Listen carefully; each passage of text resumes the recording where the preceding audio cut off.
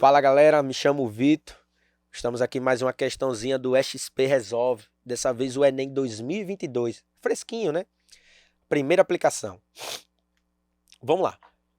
Antes de mais nada, já sabe, dá uma cutucadazinha aí, ó, e deixa o seu like rapidinho, ou então você aguarda para o final para ver a resolução, se foi compreensível. Lembre de deixar o seu comentário, que é interessante. Se inscrever no canal.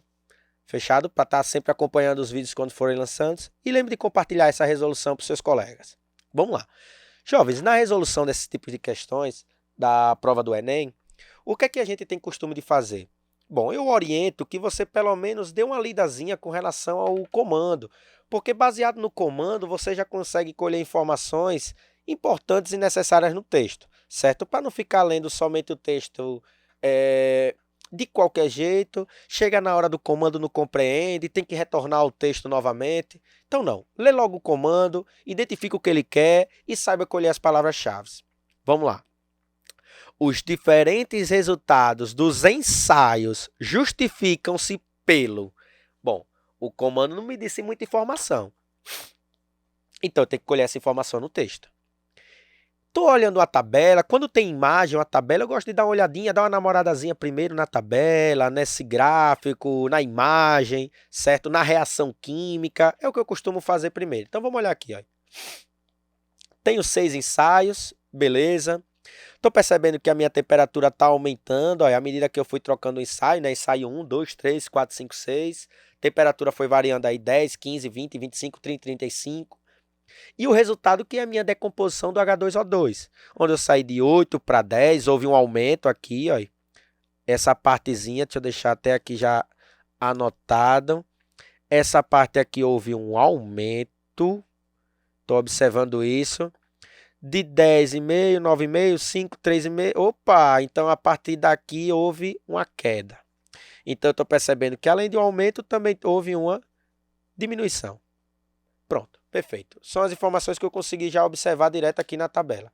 Ah, e ele está falando também na tabelinha aqui que existe uma decomposição de H2O2. Então vamos lá. H2O2, ele está dizendo aí para mim que vai ter uma decomposição. Vamos lá. Primeiro ponto. Análise barra decomposição. Composição. Questõezinhas comuns de aparecer isso aí. Como é que eu identifico uma análise ou uma decomposição? É quando eu tenho um único reagente, vou representar assim, ó, por AB, formando 2 ou mais produtos. Vou separar eles, A mais B. Ou seja, um único reagente formando 2 ou mais produtos. Vamos lá. H2O2, ele vai se desmanchar, vai se decompor em quem?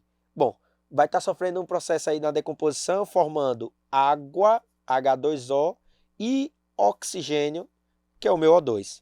Fechado? Posso fazer já direto um balanceamento, 2 hidrogênios antes da setinha, 2 hidrogênios depois da setinha, 2 oxigênios antes da setinha, 3 oxigênios depois da minha setinha. Para manter um balanceamento, eu tenho que pensar em um número, por exemplo, não vou mexer no hidrogênio, vou mexer só no O. Eu tenho que pensar em um número que, quando multiplicado por 2, me dê 2. Perdão. Quando multiplicado por 2 e somado a 1, me dê 2, que é o meu balanceamento, certo? Então, o número que eu consigo colocar aqui é justamente 1 sobre 2. 1 vezes 2, 2 dividido por 2, 1. 1 mais 1, 2. Então, eu tenho 2 oxigênios antes, 2 oxigênios depois. Está montado o meu balanceamento, está feito o que eu poderia ir, certo? Vamos ler o texto aí agora. Já namorei, já fiz o que eu podia com relação à minha tabela aqui. Em relação a em uma aula prática de bioquímica, para medir a atividade catalítica, opa, essa palavra é interessante para mim, catalítica, da enzima catalase, foram realizados 6 ensaios independentes, nas mesmas condições, variando-se apenas, opa, que é interessante para mim, perfeito, que coisa linda, variando-se apenas a temperatura. A catalase decompõe o peróxido de hidrogênio, perfeito, esse é o meu peróxido de hidrogênio, decompõe produzindo água e oxigênio. Perfeito, água e oxigênio já tenho. Os resultados dos ensaios estão presentes no quadro. Fechado, já tive tudo que eu consegui identificar, certo? Então, vamos lá. Os diferentes resultados os diferentes resultados dos ensaios justificam-se pelo ou pela variação do pH do meio. Olha, primeiro ponto, a questão falou para mim, a palavra tá chave, apenas. Então, a variação do pH do meio, não vou relacionar ele, por mais que ele seja um fator importante, né, com relação às enzimas, mas ele está variando somente a temperatura. Então, eu vou eliminar a variação do pH do meio, certo? Porque ele está falando só da minha temperatura. Lembre disso. Aumento da energia de ativação. Jovens, a enzima, por exemplo, quando a gente pega um conteúdo chamado de cinética química, o assunto de cinética química, eu tenho fatores que alteram a velocidade. São 5. Eu tenho a minha temperatura. Eu tenho a minha concentração. Eu tenho a minha pressão. Eu tenho a minha superfície de contato. E eu tenho o meu CAT, que é o meu catalisador. Aí vamos deixar aqui alguns pontos já chave, já que a gente abriu esse parênteses. Primeiro ponto, quando eu estou falando de pressão, concentração e temperatura, eu estou me relacionando diretamente à ideia dos choques efetivos ou colisões efetivas, colisões favoráveis, certo? Eu estou me referindo a isso.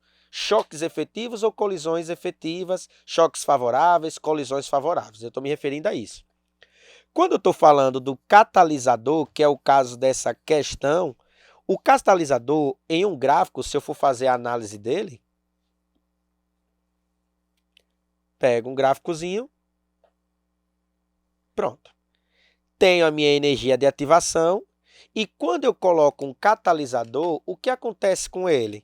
Eu percebo que existe uma diminuição na energia de ativação com catalisador, sem catalisador.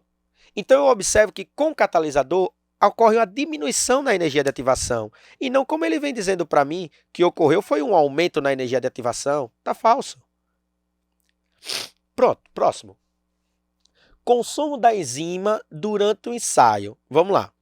Ele falou para mim a ideia da enzima catalítica, né? A catalase que ele está se referindo.